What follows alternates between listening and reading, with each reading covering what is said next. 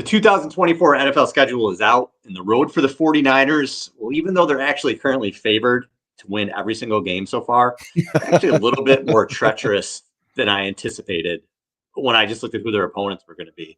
I'm Al Sacco. I'm one half of the No Huddle podcast. He's Brian Rennick. He's the other half of the No Huddle podcast. And Bri, we knew who they were going to play.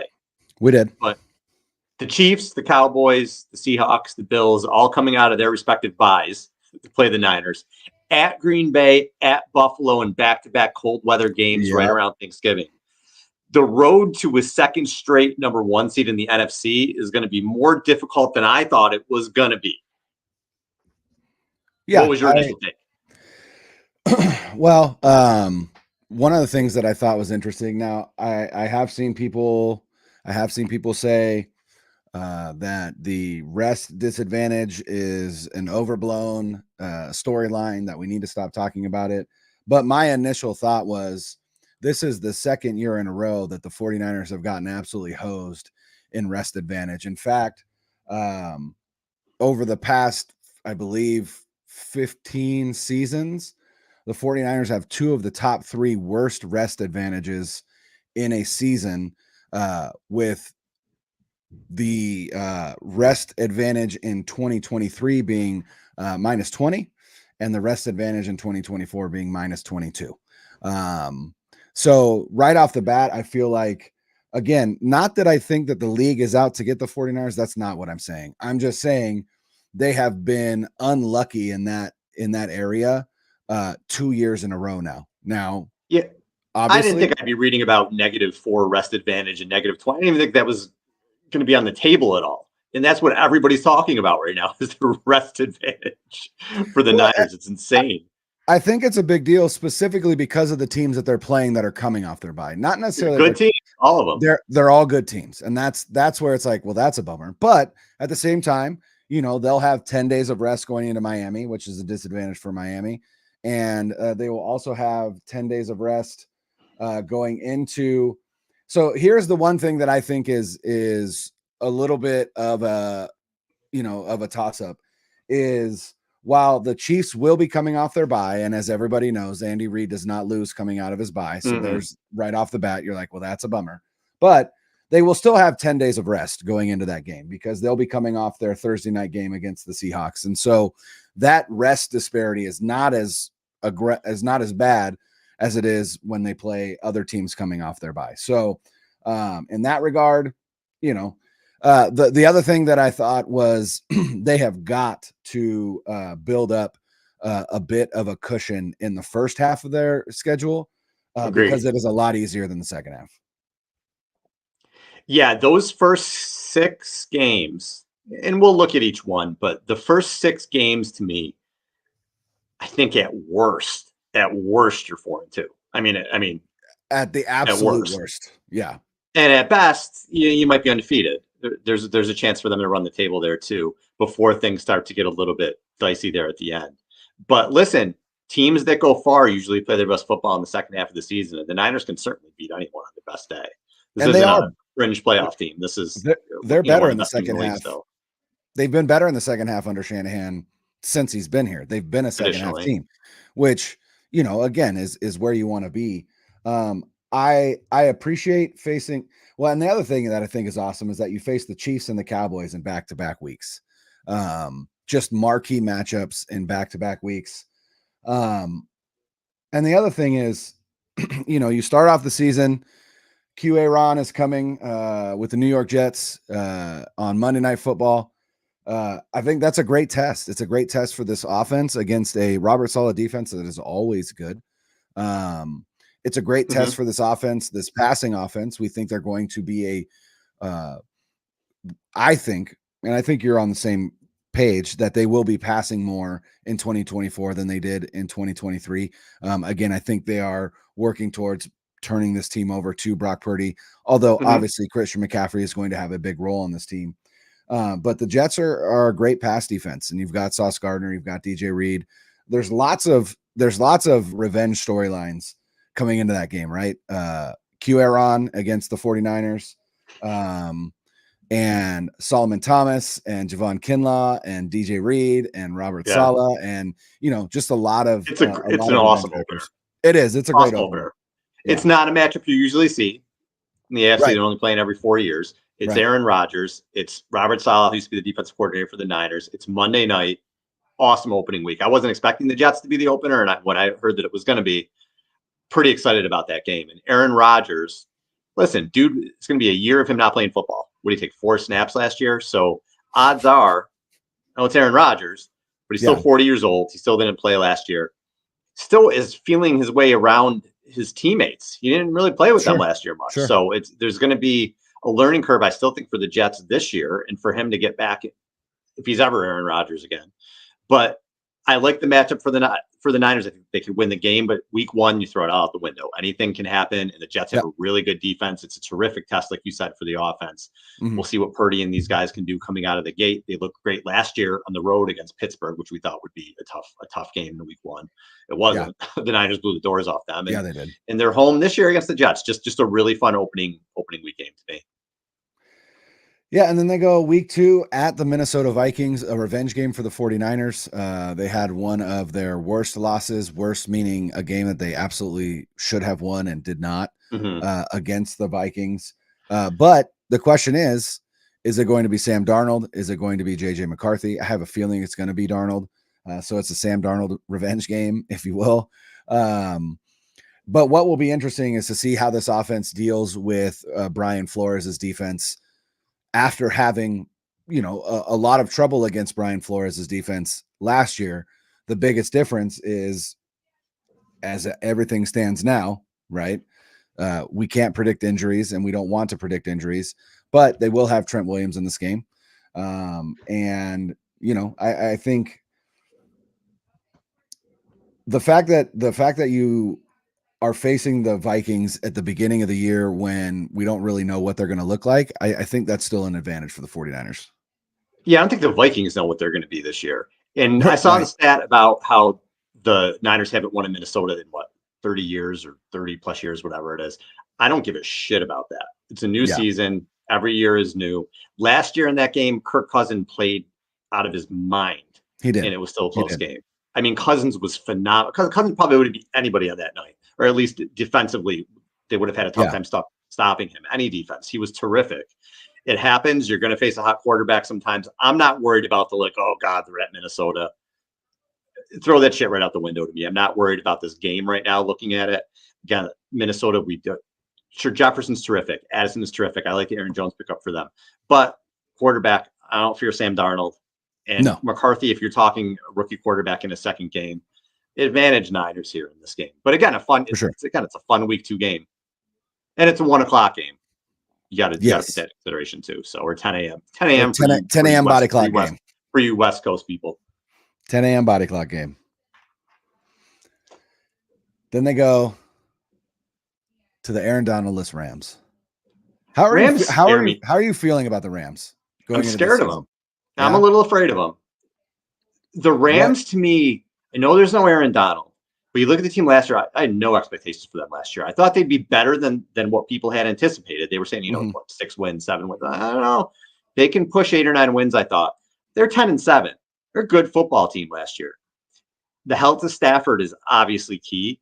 And Aaron Donald, look, that's going to hurt a ton. Aaron Donald is one of the best players of all time. But they have a defense that's young and finding itself. But what worries me about the Rams is the type of football that they want to play now on offense, where you have Kyren Williams, you have Blake Corum. They're going to want to pound the football. And I think that's the 49ers' weakness. And then you can throw it to Nakua. If Cooper Kupp is healthy this year, they have 2 really good receivers. And Stafford, obviously, I'm a big fan of when he's healthy. So the Rams really scare me. The Niners are going to split. I feel like the Niners are going to split with them. If I know we're not really doing predictions, loss right now, but this is a game that if they're going to lose one in the first 6, this is one of the ones that I've circled. I agree. The thing that I also thought that the Rams would be better than they were last year. And I feel like what you learn is that anytime that you've got a good quarterback like Matthew Stafford and an excellent head coach like Sean McVay, you're always going to be a threat to make the playoffs in the NFL. I think that's one of the lessons. And I'm not saying that they aren't, but the thing that held that team back last year was the defense, even with Aaron Donald. And now they've not only lost Aaron Donald, but their defensive coordinator. And they brought in a new defensive coordinator, Chris Shula, who's never been a defensive coordinator before. And, you're talking week 3.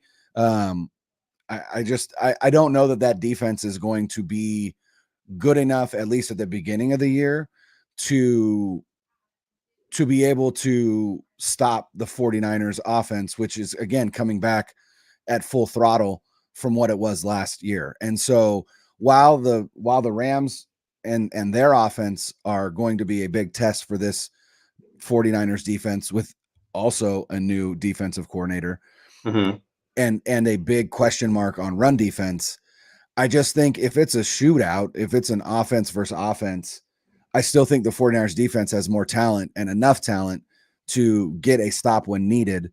Whereas I don't know that the Rams do. I think they're still going to be finding themselves. So to me, if they split, which I think they probably will, just like they did last year, although they split because they played a meaningless week 18 game. Right. If they split, I think they win the first game and then lose the second game once that defense kind of finds itself a little bit. The next couple games are exhale games to me. These are games that I'm not worried about. Both at home. And week 4, you have the Patriots, a completely different Patriots team. Yeah. Got to figure Drake May is the quarterback. I think maybe if he's not going to be the quarterback. You think they're going to start Brissett right away? Yeah, I think so. I feel like when you suck like that, you should just put the rookie in and let him take his lumps. But either way, I'm not worried about the Patriots at all. Yeah. New regime.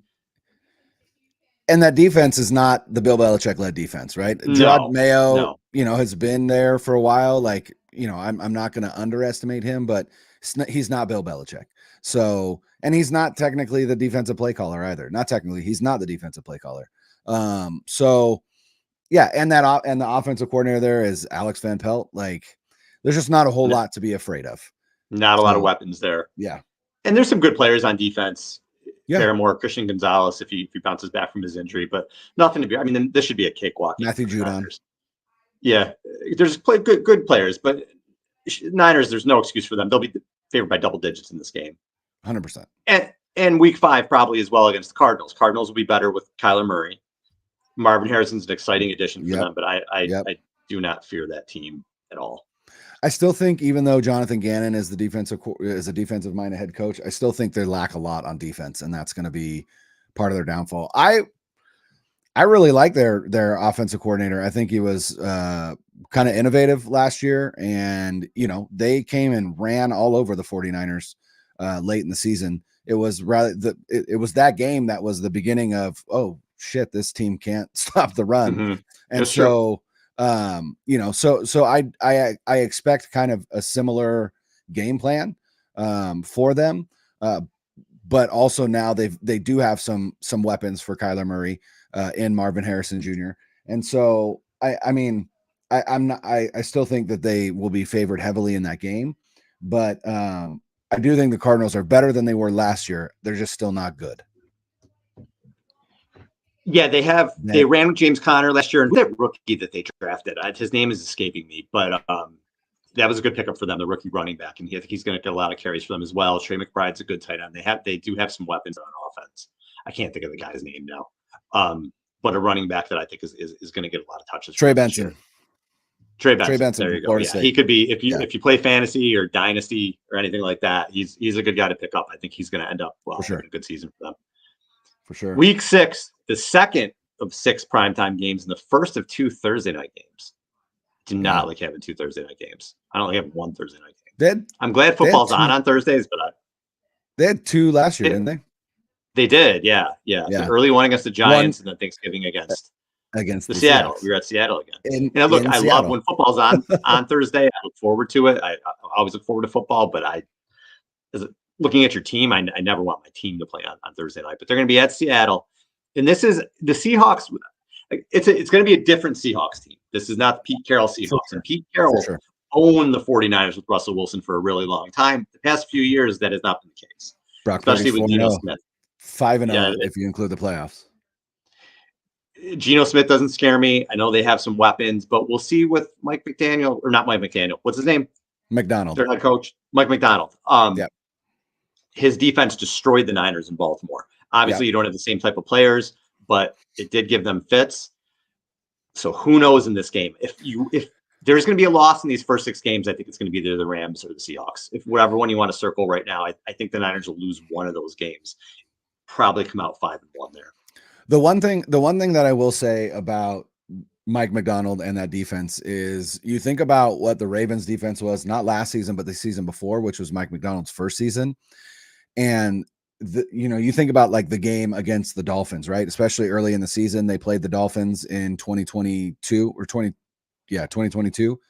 And the Dolphins just lit up that defense. And it is a complicated defense to learn. It is very intricate. It takes a lot of communication, and it's going to be a learning curve for that team. And so I don't think that the Mike McDonald led defense for the Seahawks is going to be anywhere near similar to the Mike McDonald led Ravens defense that the 49ers faced last year on, was that Christmas? They ruined our Christmas, right? It did ruin Christmas. Ruined my Christmas. Yeah. But so again, another thing where I think playing them early in the season is an advantage, just like playing the Rams early in the season is an advantage. While the Rams are trying to find themselves on defense, those Seahawks will also be trying to find themselves on defense. We also have no idea what they're going to look like on offense under Ryan Grubb, their new offensive coordinator, who was the offensive coordinator at Washington, not Washington Commanders, but the University of Washington, who played the Wolverines and Jim Harbaugh and the Wolverines in the national championship game with Michael Penix as the quarterback. I don't know what to expect out of them. And so they're just an unknown. And I think they're an unknown for a lot of analysts, across the league and across the media landscape. So don't really know what to expect, but at least they're coming off, it's a Thursday game, but they're coming off a game against a division opponent, which means that there's not going to be, they're not going to have a ton of game planning for that Cardinals game, which means that they can focus a little bit more on the Seahawks since it's a short week.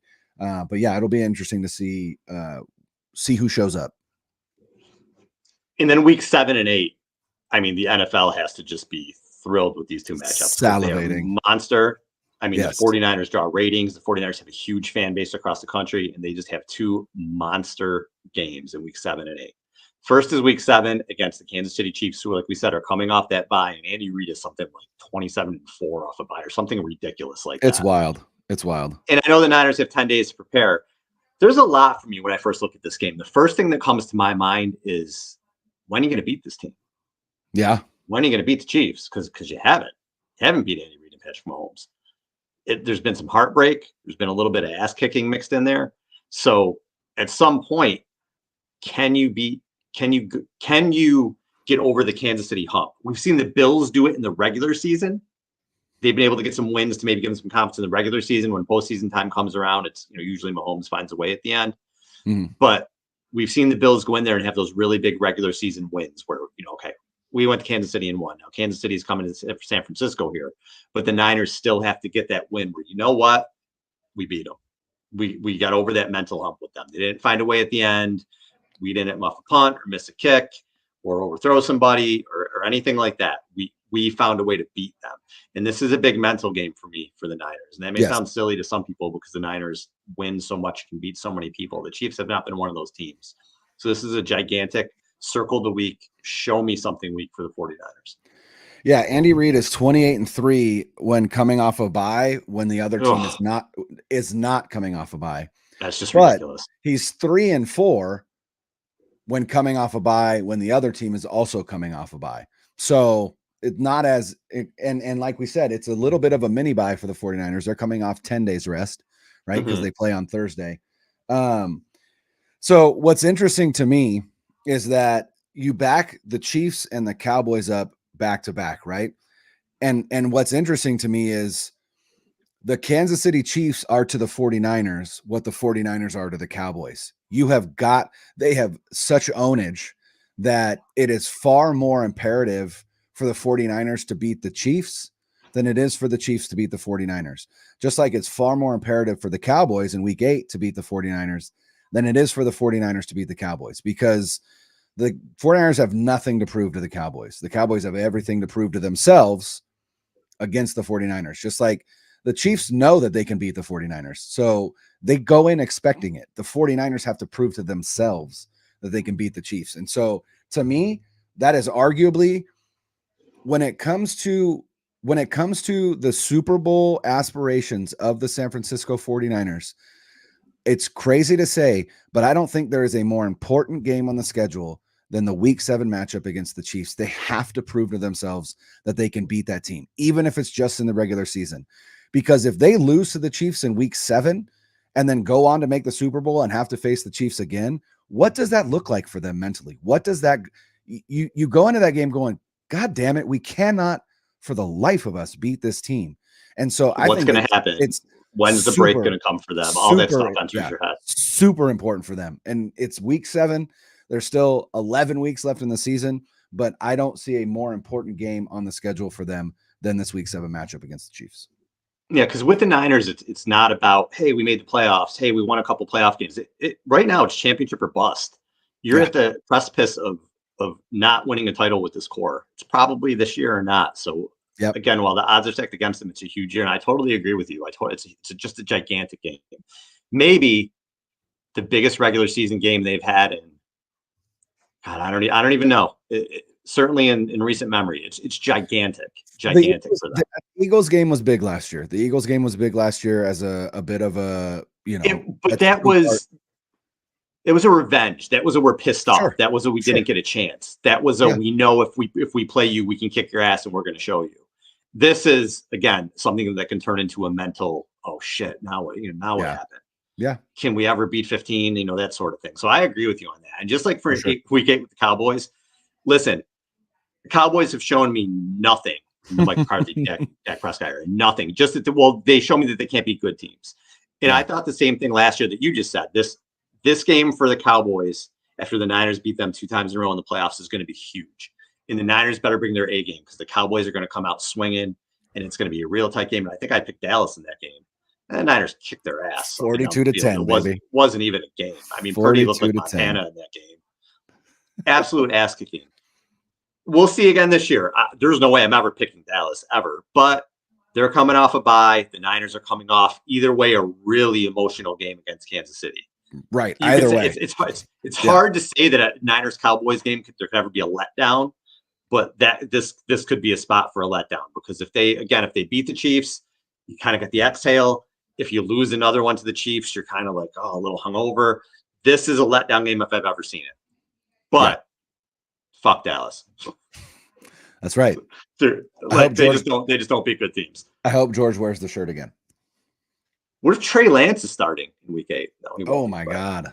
They said they're going to give him more reps. Did you see that? They're like, we want to see him in OT. They said they want to see him in OTAs and preseason. Like, he's going to get a lot of reps. Listen, if you're Dallas and you know that you're going into the last season of Dak Prescott's contract and you're not sure that you want to make him the highest paid quarterback in the NFL, you better see what you got out of the guy that you traded a 4th round pick for. It makes absolute sense.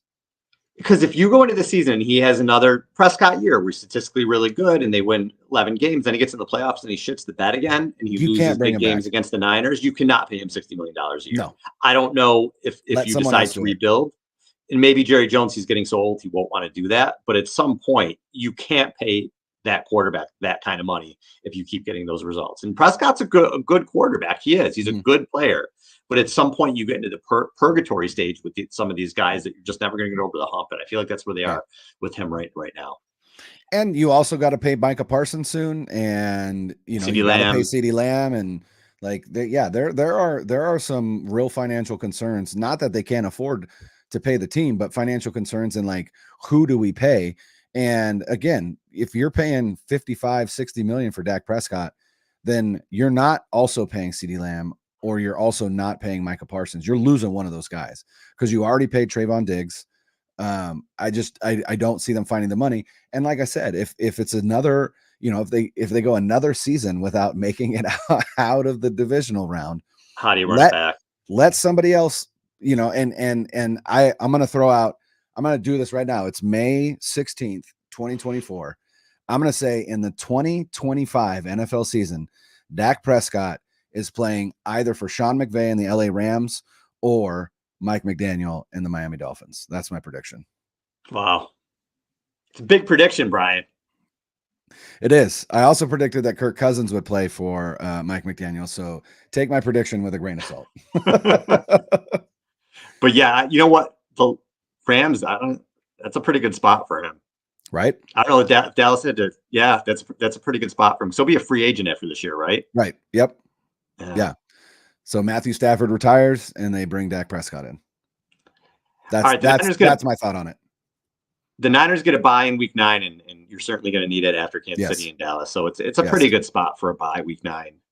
I would always like it as late as possible, but I'll take it, especially after those 2 games. They can rest, and then they're going to season. Yeah, and out of the bye into 3 out of 4 road games. So the first is at Tampa Bay, which is a pesky team. We saw that last year. I thought they played pretty well against the Niners. They hung in there until the end. They were a playoff team. Another team, though, that I just can't be worried about. I can't be worried about Baker Mayfield. Right. And I think maybe they might even take a step back this year. I say it's Baker Mayfield without Dave Canales, right? Dave Canales, the offensive coordinator, left to be the head coach of the Panthers. He completely rejuvenated Mayfield's career. Exactly. And I can see Tampa Bay taking a step back this year and maybe a little, buyer's remorse of bringing Baker back. But they had to do it. I understand that. So this is a game, even on the road, you feel like the Niners have a pretty good chance in here. And then it's the Seahawks in week 11 at home. Again, we just don't know what the Seahawks team will have a better idea by week 11 of what they are. Sure. Worst case scenario, you're going to split with the Seahawks. That's the worst case scenario. The Niners will get one of these games. So whatever you think it's going to be.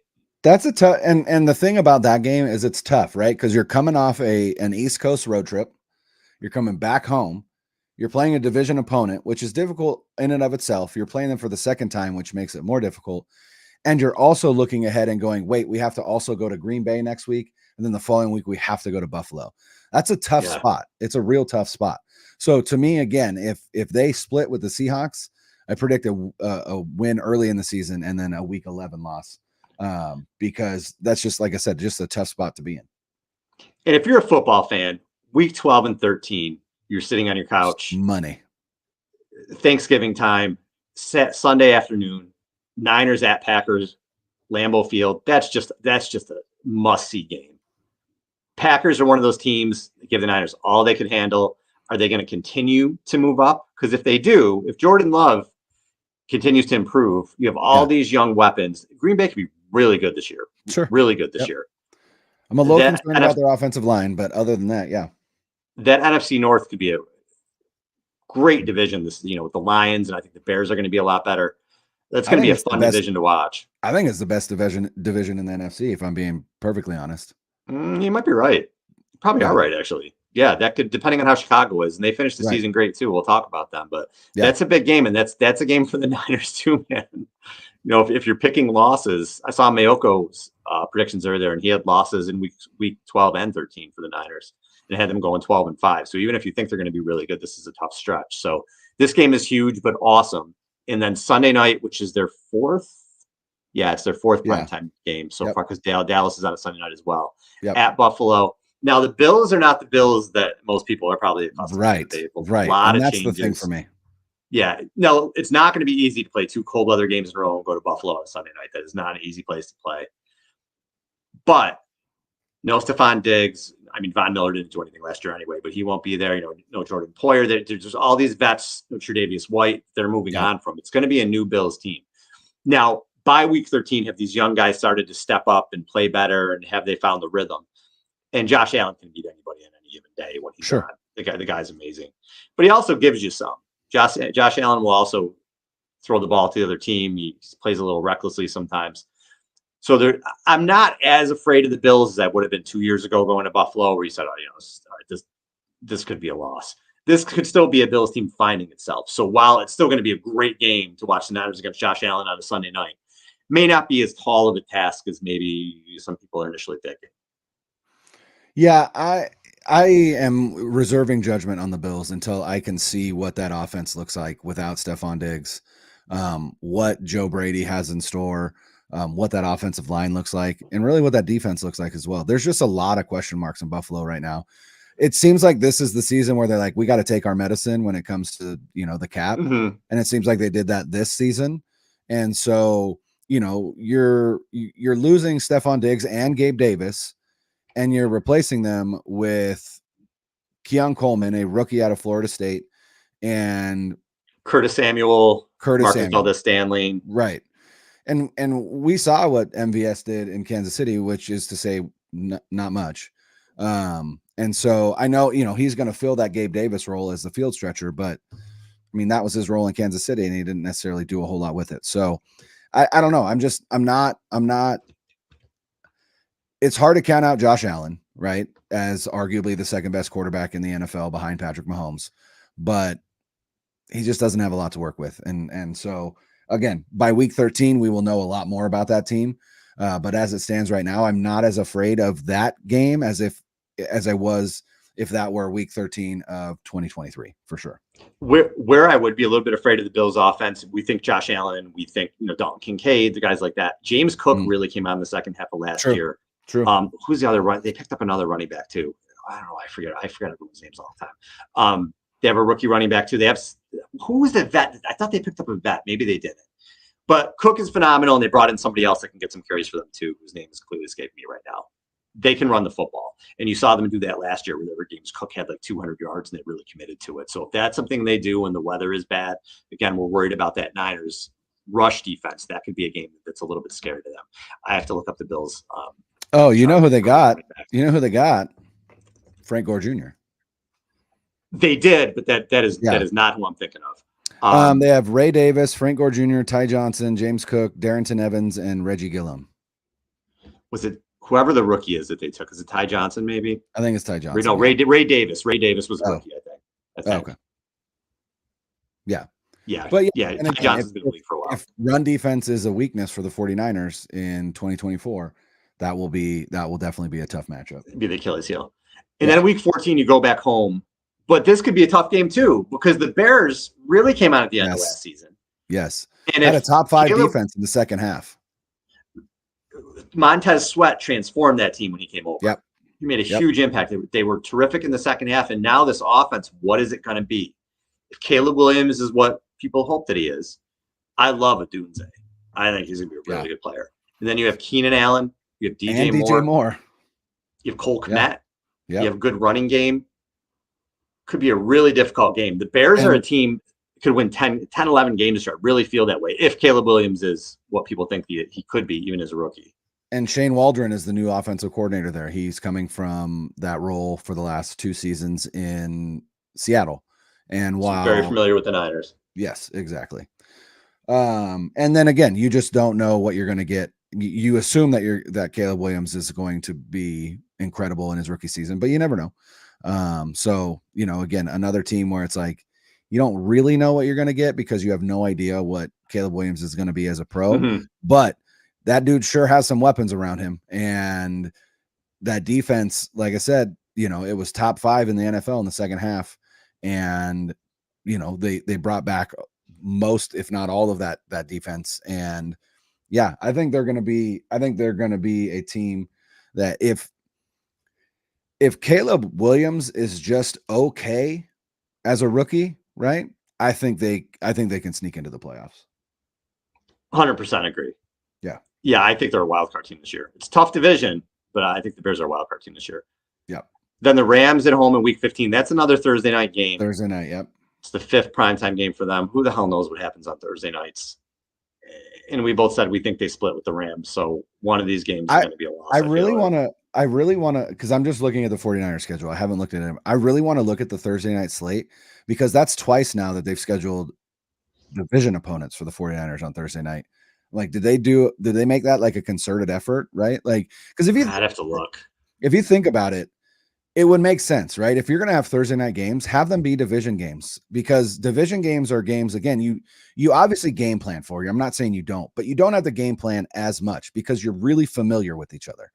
And so if I were the schedule makers and I and I know I'm putting the teams at a disadvantage by scheduling them on Thursday. I would try my hardest to make sure that those are always division games.